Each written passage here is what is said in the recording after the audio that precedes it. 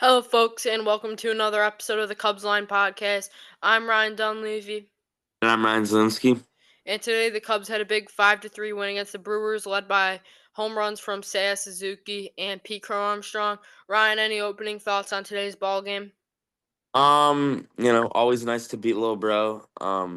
Fun game to watch. Ben Brown pitched well. PCA had the crazy catch and a long homer off the video board. Yeah, fun game to watch. Got a big win.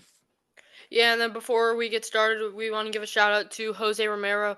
Thank you for shooting us a follow on Instagram. He is a pitcher for the South Bend Cubs. Thank you for that. And then some unfortunate Cubs news. Cubs pitching prospect, the 24th prospect, I believe, in the organization, Brody McCole, is getting Tommy John, which is unfortunate. Anything on the Jose Romero follow or McCole's Tommy John? Well, first of all, thank you, Jose, for the follow. Always cool to get a player following. Second, the Brody McCullough, Tommy John. It's bigger than people think. Like, you see it and it's like a double-A pitcher and you're just like, oh, whatever. But, his ETA was next year, and I really would have thought he would come up, mid next year or even get shipped at the deadline. But that really throws a wrench in everything now because his value's going to go down. He's not going to get traded. I don't think there's any way. And, he couldn't maybe not come up next year or not come up as early as he would have. But yeah, that's kind of my thoughts about it. Yeah, definitely unfortunate. But now let's get into our card segment brought to you by Mark's Card Shop, located 914 Curtis Street in Downers Grove, Illinois. Go check out their website at markscardshop.com. Go support their local business, and they are sponsoring today's show in this segment. So we want to thank Mark's Card Shop as usual. And then let's get into our cards. First guy, center fielder for the White Sox. Luis Robert. Yep. Next guy, he is a shortstop for the Angels. Zach Neto. Yep. And then lastly, this guy started his career on the Brewers. He made a big error in the wild card game, which led to the Nationals winning. Then he was shipped over to the Padres, and now he is on the Yankees. And he was shipped with Juan Soto Which trade? Which Juan Soto trade? to the Yankees. Oh gosh, the right fielder.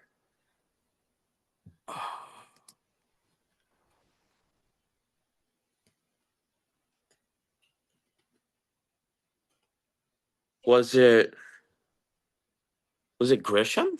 Yep, Trent Grissom. It was I didn't know Trent Grisham was in Milwaukee. Oh Yeah, wait, I he was did, the one who right? made the No, I big knew error that. on the Soto ground ball. Yeah, that's right. That it would have like tied the game, but it actually gave Washington the lead. I was watching that game the other day, just for some fun. Yeah. So then, Ryan, do you want to get into the recap from today's ball game? Yeah, we'll get into the recap. So the Cubs win it 5-3. That moves them to 45-28, 17 games over 500. They're now 24-12 at Wrigley. They now have a 6.5 game lead on the Milwaukee Brewers. The Brewers, this drops them to 39-35. They're 16-20 on the road. So that's kind of the reason that they don't have a better record is because they got to really clean up their play on the road. They're 6.5 back of Chicago in the NL Central. So what are your initial thoughts just about how they performed today, how Ben Brown pitched, and how they hit, and just overall thoughts of the game? Yeah, I mean, I thought it was an okay game, if that makes sense. Like, obviously, you rely on two big home runs, but besides that, I was fine with the win. I liked what I saw out of Ben Brown personally. Not a bad start. The offense was kind of shake. I mean, eight eight hits, not terrible, but you're kind of relying off of two big hits. But a win's a win. Yeah, I agree with you. When's the win, right? We said it before. They don't ask you how. I just think that a lot of guys left on tonight, and especially in scoring position. Like if they would have not left too on early, and they left a lot of guys on and that's just been a problem all Yeah. year. They could If the score. Cubs want to be a championship ball club, they need to clean that up. Because there's been way too many games when they are 1 for 10, 0 for 7 with runners in scoring position. Way too many games. And the thing, yeah, exactly. And the thing is, it's like these games, like they could be winning them, but they're against bad teams, and against good teams, like you're not, that's not gonna happen. When you're You're not facing gonna win. Yamamoto or Kodai Senga in the playoffs, you're gonna need every base hit, every runner on that you can get because no pitcher that you're gonna face in the playoffs is going to be an easy start. Oh, yeah, completely agree. That's when everybody's throwing out their best every night. So, but yeah, we'll get out to the scoring now. In the top of the second inning, Collins homers to right. It scored Reese Hoskins to make the game or make the score 2-0. This is kind of when I was like, oh boy, here we go again, because this is with no outs.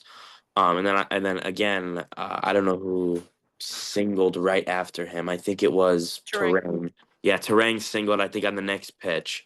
Um, and that's kind of when I was like, oh boy, like here's the Ben Brown blow up inning. But what did you think after the home run? And then after the Terang single? I didn't like the pitch location personally. It was a curveball, kind of low and inside. That's a barrel finder. If you're a hitter, your eyes open once you see that pitch, and he just kind of took that ball to right field like a good hitter would. Obviously, he didn't get the most velocity on it. I mean, just 100 miles an hour, but a homer's a homer. That's Collins' third on the year. Yeah. And then the bottom of the second, with nobody, or sorry, with two outs, nobody on, Nico hits a single, just trying to get something going. And then Matt Shaw hits a ball, which looked like it was going to be a single, and then kept rolling all the way to the IV. Nico was able to come around and score to make the game 2-1. Shaw did not score, but still like, all right, like get you back into the game, get you on the board. And then in the bottom of the fifth inning, or sorry, um, from the bottom of the second to the bottom of the fifth. Nothing, really eventful happened. A lot of just, maybe a walk and a double play or something. But in the bottom of the fifth, Ian Happ draws a walk. Kyle Tucker hits a double, which I thought was going to be gone. He hit a couple balls today. Tuck hit, or no, Yeah, two doubles on the day. Both of yeah, them definitely could have been gone. Good yeah. balls. Yeah, but they were both hit pretty well. I thought they were gonna go, especially the first one in the first inning. But yeah, so Tucker hits a double to right, Hap gets to third, so second and third for Seiya Suzuki. He hits a bomb, 413 feet, um, puts the Cubs up 4-2. Kind of when I was like, all right, like there you go, you got your multi-run lead. Hopefully, if Ben Brown does go back, which I didn't think he was going to, but I was like, all right, if he does, just give you can get one more inning out of him, let the bullpen finish the job. And then in the top of the sixth inning, Terang hits a infield single. Durbin grounds out, and then Ortiz singles to left, scoring Bryce Terang to make it 4-3. So that's I think only the fifth run given up by the bullpen. Um, Yeah. It since was like kind of a bloop. It was a bloop single too, but I want to go back to Matt Shaw's double. And what I love for Matt Shaw on this was he attacked. It was the first pitch. He saw it, he liked it, hit the ball 108 miles an hour. That's what you like to see from these hitters. First pitch, if you like it, go at it and ambush it. And then I also want to talk about the Seiya Suzuki home run, and I love it. I mean, Suzuki continues to kill fastball. Obviously, it was a sinker, but it was still with velocity.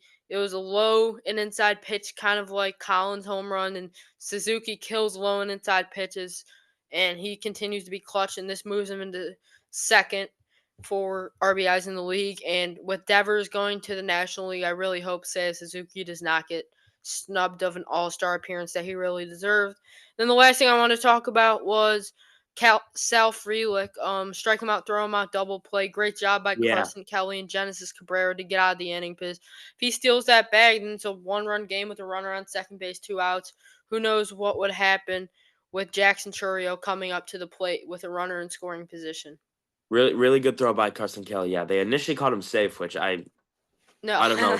I don't know what the ump was looking at. Dansby's like, what? All right, Yeah, challenge it. clearly out. I mean, not even close. But it's fine. They challenged, and they won that challenge. So then, again, nothing really happens until the top of the eighth, actually. Well, actually, Um, one thing I do want to note: top of the seventh inning, you got William Contreras on third base, runner 90 oh feet yeah, away from a on the tie ball game, and Brad on the Keller pass gets a ball, yeah, huge strikeout. Another big out for Brad Keller, like he's done all season. fired up the crowd. Yeah, Boog was very energetic after the strikeout. Yeah, it was a good call for sure, Yeah, especially coming from a broadcaster. It was a good yeah, call. that was awesome. And then with one out in the top of the eighth, Bryce Turang hits a liner. You think it's gonna drop, and then PCA.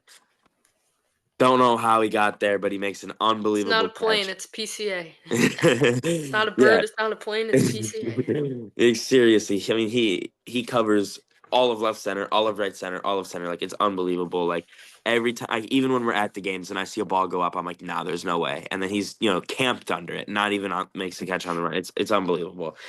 And then the bottom of the eighth, when people are chanting PCA, he belts one. I mean, it was a slider in on the hands, and he just destroys it, 452 feet. It On the was a high cutter. yeah. Oh, it was a cutter. I thought they said it was a High cutter. slider. It was High okay. So it was cutter. a cutter. That's right. He was talking about. Off Rob Z, former Cub, Yes. 2016 World Series champ.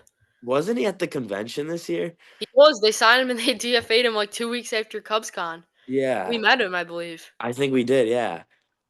So yeah. So PCA hits the upper half of the right field video board. I mean, he belted it. Um, and then that's the rest of the scoring. But that PCA run is huge because obviously they didn't score, but one run is so much different than two runs. Like if um if he doesn't hit that home run, it's 4-3 when Churio doubles, right? And then you got William Contreras, I think, with a completely different approach Yeah, for sure, up to definitely. coming up. Like it was just it would have been so much different. But yeah, the big insurance run in the bottom of the eighth, and then the Cubs then finish the job. Daniel Palencia does give up a 2-out double, but he Gets out of it. yeah, he gets out of it. And Will Smith just hit a bomb, 5-3 Dodgers. Um, but yeah, so that's where the scoring ends, and Palencia gets out after the trio double. What are your overall thoughts about or closing thoughts, I should say, about the game? A win's a win. The bullpen continues to do their job. A pretty good start from Ben Brown, I thought. Maybe could have got more out of him, but I'll take it. Coming off of the last couple of outings, and PCA and Suzuki continue to be this team's MVPs. Suzuki, Tucker, and PCA are the big three for the Cubs right now. Yeah. What do you think PCA needs to do to stay in the MVP talks up there with Shohei? There's one thing I totally think he needs to do is he needs to be more consistent. Because one day he'll go 3 for 4 with 2 stolen bases, a home run, double, and then the next day he'll go 0 for 4 with 3 strikeouts. He needs to be more consistent. His defense is always there, but I'm talking about more at the plate. He needs to be more consistent. Anything from you? I think that's the number one answer, right? Because we talk about it every episode. He'll go up there, he'll go 4 for 4 with two doubles, a homer, and a single, three stolen bases, and then the next day he'll go 0 for 5 with 5 strikeouts, right? So he's got to clean up. I would almost rather have a 2 for 4, 1 for 4 than a 3 for 4, 0 for 5. You know what I mean? But yeah, he's just Yeah, got to stay yeah. consistent. His fielding is more than enough. But yeah, he's just got to be consistent at the plate. His fielding is fine, right? I don't think it needs any help. And then that brings me to another question. So Ian Happ goes over 3 tonight, the leadoff spot. Do you think someone deserves a shot? And if you do, who? Oh, this is actually a very good question, Ryan. I think that someone else does, and I think that is Nico Horner. Horner hitting 288 on the year, and he gets on base, he gets hits. I think Horner would be a perfect leadoff man, and I think Ian Hatt should go in the 5 hole. Him and Bush should be 5, 6 instead of Dansby, and Dansby should go down to the 8. Personally, Yeah, I agree. I know you're always pushing for Dansby to go to the 8, but I just don't get it because like Dansby, he's probably if not the best, one of the best defensive shortstops in the league, but he's hitting 239 on the year. I believe that is the lowest besides Matt Shaw, who has not been up the entire year, and Carson Kelly by a point. So I don't think if you're a playoff contender, your five hitter shouldn't be hitting 239. That's brutal. yeah, I agree with you. Opposed to Michael Bush hitting 265 and Nico Horner hitting 288. Yeah, like as much as I like joke with you about it, like I completely agree. He should not be in the 5 right now. Or I fourth saw spot. what's up. Or the fourth spot. Yeah, Like Craig exactly. I mentioned. I never understand when I see Dansby in the cleanup. Like it's just I don't know. It makes me think. But real quick before I get to my next question, I saw this tweet. I don't remember who it was from, so I'm not taking your question. I would love to give you credit, but what are your thoughts about like if Matt Shaw was the leadoff hitter? Like, would that be that crazy, or would you not mind it? Um I think you're kind of crazy with this one, man. I mean, he's still hitting 230 with a 323 OPS. I think you need to give him more time in the 9 hole. And one question I have for you off that is do you think the Cubs need to go out and get a rental third baseman for this playoff run at the deadline? It's actually very good. I think they do. I think it should. I don't want it to be like A Bregman or a stud, just yeah, someone like not like who a can do a job. 7-year, $200 million deal. Just a guy who you can get for a half a season to do his job and win you a championship. 2016 Aroldis Chapman, right? We needed an arm to close down games because Hector Rondon was, okay. And he came in here for a half a season at the deadline. He did his job. He won them, the World Series. I think as much as I love Matt Shaw and he'll get time in the playoffs, I don't think he is, good enough to be a starting third baseman on a World Series team. So I don't know. I could give you a couple examples tomorrow on tomorrow's show, but I don't necessarily know who they should get, but I Ryan definitely think McMahon's one guy, I think. yeah, try to yeah, exactly. But I think they definitely do got to get, a third baseman who won't see every day in the regular season, but come October will be, your third baseman for almost every game. And then Shaw can, pinch run in the 8th or something like that. Yeah, you know who is a guy that I would definitely call for if this team is buying or selling, my bad? So I would call the Arizona Diamondbacks and see what they will get for Eugenio Suarez. who okay, I actually like that. I've always He's a liked the big right-handed yeah. power bat. He seems to be very clutch. I think he's top 10 in the league right now in home runs. I would give Arizona a call and see what they would want for Suarez. Yeah, Cuz I I really think you'll like still that. have him under control for a little bit too. Yeah, I like that. I've always liked, Eugenio Suarez because he was on the Reds for a bit and he's got some pop to him. So I wouldn't mind that at all. Again, like Yeah. you don't need a superstar. Another thing is Shaw would be a great defensive replacement. He can play anywhere in the infield. He can play a little bit of outfield, and he's fast, and he'd be a great pinch runner, Yeah, which you need in the 100%. Exactly. playoffs. That's what I'm saying. Like you need good pinch runners in the 8. Like as much as it sounds crazy, like in the playoffs, like you need if anybody remembered this in the 2018 wild card game, even though the Cubs lost this, uh I don't remember who he pinch ran for, but Terrence Gore Oh came my in gosh, yeah, and and I remember that. pinch ran for I think like Daniel Descalzo in the bottom of the 8th, and immediately stole the bag, and then Javi hit a single. Gore came around to tie the game in the bottom of the 8th, and obviously they lost in the 13th. But like you need guys like that can come in and pinch run and tie the game, take the lead. So yeah, it's very important. I think Matt Y- Shaw can definitely be a perfect pinch runner, but I think you need a guy that can play third in the playoffs. No offense, Vidal Brujan should not be your top option. Him and John Birdie for pinch running. Go get someone Exactly. that's fast or let Matt Shaw do that. Exactly.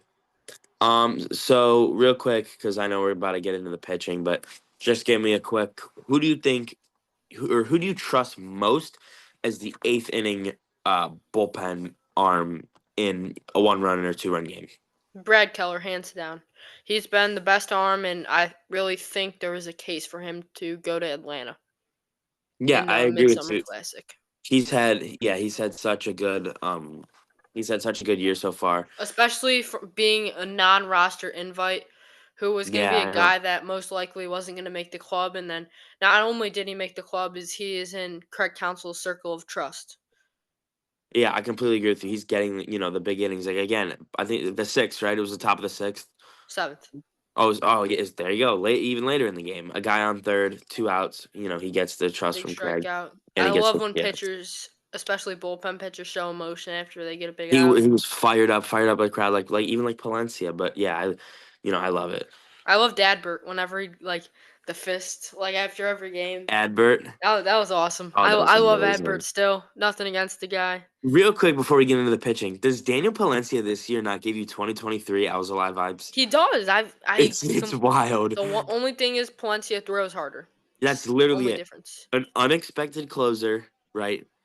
And he's just, he even gives the emotion always. And yeah, I think it's awesome. They're eerily similar. All right, we'll get into the pitching first for the Cubs. Ben Brown gets the win, 5 innings pitched, 6 hits, 2 runs, 2 walks, 5 strikeouts, 86 pitches, 249 for strikes. So the command could have been a little bit better. That brings him to a 5.57 ERA. Genesis Cabrera, an inning, 2 hits, 1 run, no walks, a strikeout. He threw 18 pitches, 14 for strikes. He's now got a 3.6 ERA. So not the best outing and not what you really want from him, but I'm not gonna dock him too much because he's been pretty good this year. Or at least his tenure with the Cubs.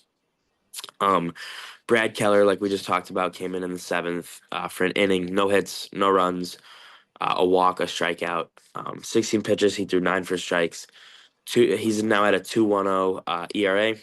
Caleb Thielbar, who he's also been really good, and he has some playoff experience with Minnesota.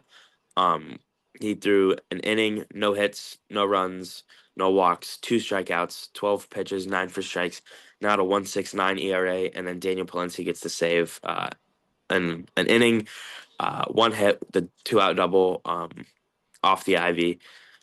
No walks, no strikeout, or sorry, 1 strikeout, 11 pitches. He threw 7 for strikes. He's now got a 1.67 ERA. So, what are your thoughts about the Cubs pitching today? The bullpen continues to do their job like they have all year, and I'm super impressed by this bullpen, and not a bad start at all from Ben Brown. 5 innings of 2-run baseball, that should put your team in a spot to win a ball game, and give the ball to the bullpen, which has been phenomenal. Yeah, I agree. I kind of was a little dicey about Ben Brown not getting an opener today, but he proved me wrong. He did.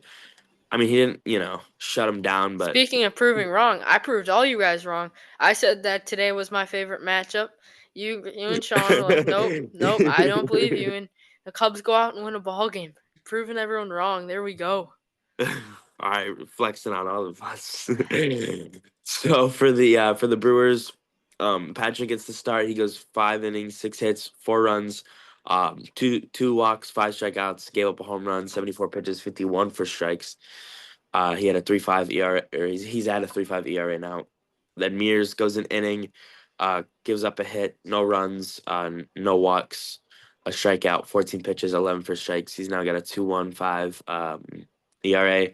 Rob Zastrisny, the former Cub, an inning, a hit, and that was the PCA home run, no walks, a strikeout.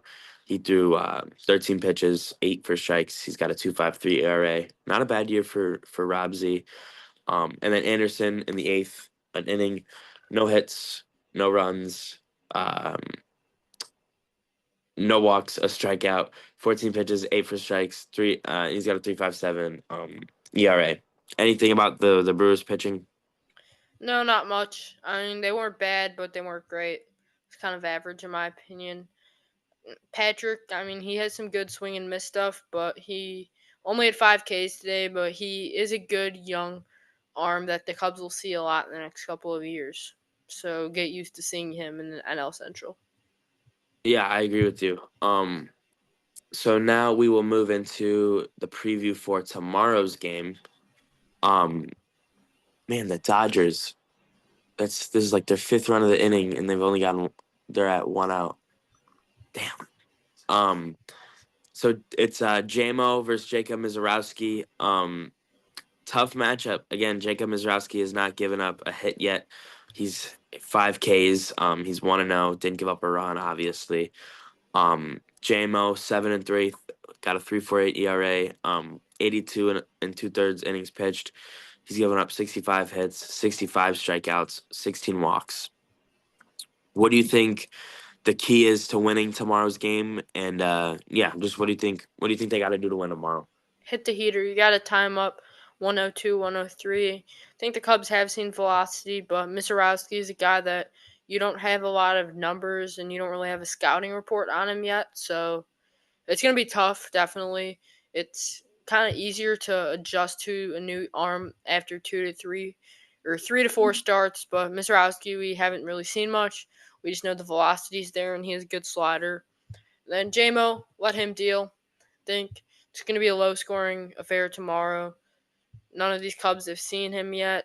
The Brewers don't really have a lot of great numbers. I know Reese Hoskins and Yelich hit JMO pretty well, but besides that, Churrio's hitting 500 against him too with a bomb.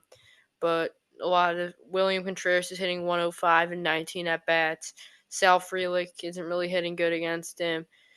So, I mean, you got some on and off numbers, and there will definitely be some tough matchups for JMO, but we'll see how he battles adversity tomorrow. Yeah. What's your score prediction? I'll do mine first. I think it's gonna be 3-2 Cubs. I think another low scoring game. I think they'll get after Jacob early. Give me Hopefully, four Cubs. 4-2. 4-2, yeah. All right, I like it. So now we will take a look around the MLB. Rye, you wanna give everyone the score? Yep.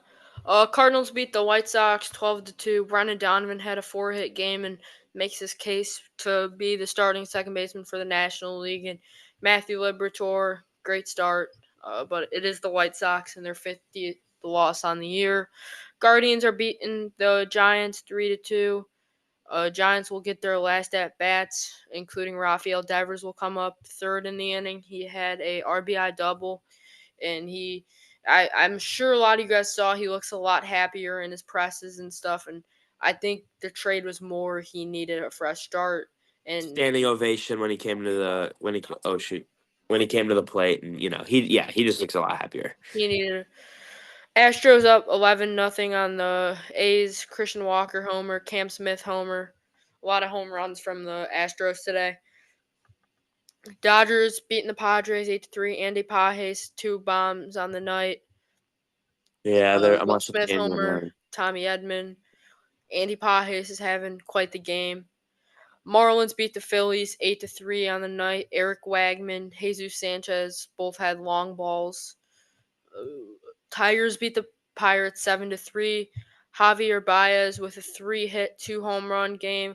Wendell Perez 2 run bomb, and Riley Green had a home run as well. The Rockies beat the Nationals 10-6. The Rockies had 7 home runs, tying a franchise record. Michael Toglia had 2 of them. Angels come out and beat the Yankees again. Kyle Hendricks throws a 6 inning gem, struck out 9. That is unlike Kyle. 9 strikeouts in 6 innings versus one of the best ball clubs in the MLB. But I'm always rooting on Kyle. I love to see it. I Nothing love to see against him. the professor balling again. Blue Jays beat the D-backs 5-4. Addison Barger walk-off home run, and Bichette hit one before Barger, so they went back-to-back to win that game. The Reds continue their hot streak and beat the Twins 6-5. TJ Friedel hit a go-ahead double. Braves beat the Mets 5-4. Marcelo Zuna hit a bases-clearing game-tying double, and then Austin Riley with the walk-off sacrifice fly to send the home fans happy.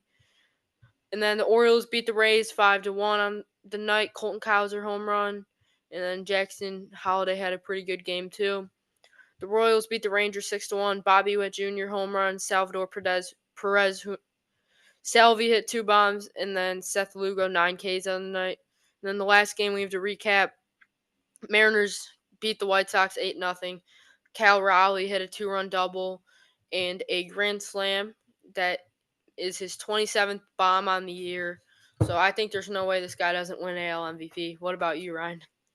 Yeah, he's my front runner. He's my prediction. I don't, again, unless an injury happens or something like that, there's no doubt in my mind that he'll win the AL MVP.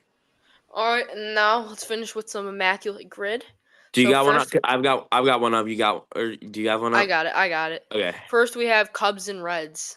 Oh, that Let's was actually the one that was on my screen too. let's think of Jamer. someone good. Jamer, or is that too basic?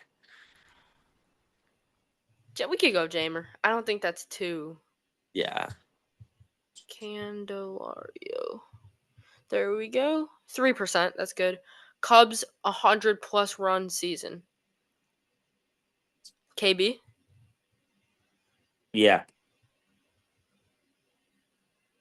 Let me type in Chris Bryant.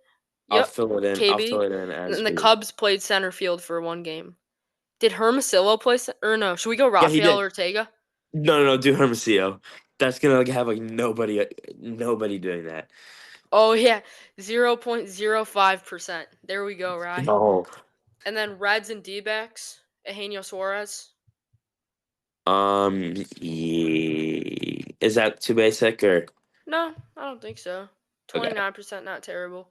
D-backs 100-run season. Corbin Carroll, you think? I think so. Yeah. Yep, Corbin Carroll. Then the D-backs played center field for a game. You want to go Jake McCarthy or Alec Thomas? Um. Go Alec Thomas. Local kid, I met him a couple times. Yep.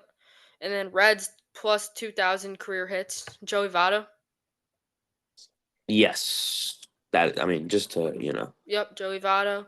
And then a 2,000 career hit, and then a 100-run season.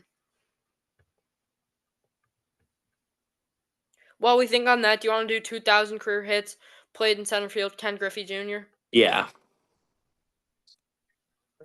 There we go, Ken Griffey. And now we just need 2,000 career hits in a 100-run season. Did Did Rhino? I was thinking that or like Miguel Cabrera? You want to go Miggy? Yeah, let's go Maggie. Immaculate grid. Miguel Cabrera. There we go. Go. Rarity score of 100. 2 for 2 on the show. Let's go. Big Cubs win. Ending off on a W with Immaculate grid. Hope you guys liked the change from trivia. We thought it'd be a little fun twist. We'll do some trivia from time to time, though. Thank Yeah. you guys for tuning in today's show. Signing off, I'm Ryan Dunleavy. And I'm Ryan Zielinski. And see you guys in the next episode. Thank you guys.